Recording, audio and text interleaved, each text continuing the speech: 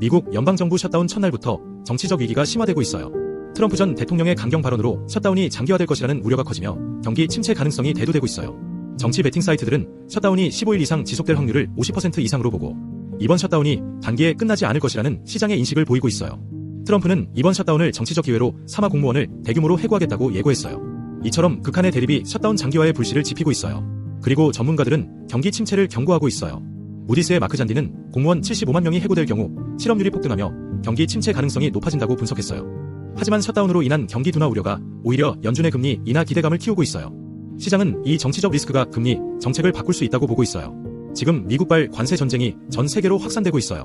유럽연합이 미국의 관세 정책에 맞서 철강 관세 인상을 추진하고 있어요.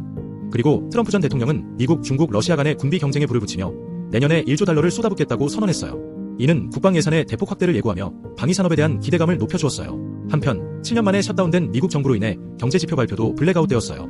시장은 데이터 공백 속에 불확실성이 커지고 있어요. 트럼프는 중국의 대두 수입을 촉구하며 4주 후에 시진핑 주석과 만나 논의할 것이라고 밝혀 미중 관계에도 긴장이 고조되고 있어요. 뉴욕 증시 빅테크 기업들이 금리 인하 기대감이 지속되면서 전반적인 상승세를 보였어요. 특히 테슬라가 공격적인 마진 방어 전략을 발표하며 큰 폭으로 올랐는데요. 테슬라는 전기차 세액 공제 혜택 종료 우려에도 불구하고 리스 가격 인상을 발표하며 마진 방어에 대한 시장의 우려를 덜어내며 이는 수익성 개선에 긍정적인 신호로 작용했어요. 마이크로소프트는 AI 기능을 통합한 MS365 프리미엄을 출시하며 기업 고객들을 대상으로 AI 구독 서비스 확대에 박차를 가하고 있어요. 엔비디아는 코어이브 등 주요 파트너들에게 AI 칩을 제공하는 수의 기대감이 여전히 주가를 뒷받침하고 있어요. 이어서 마이크론은 오픈AI의 초대형 프로젝트인 스타게이트에 참여하며 HBM 수요에 대한 강력한 기대감이 작용했어요. 인텔도 경쟁사인 AMD의 칩을 위탁 생산하는 방안을 협상 중이라는 소식이 전해지면서 인텔의 파운드리 사업에 대한 기대감이 커지며 급등세를 이어갔어요.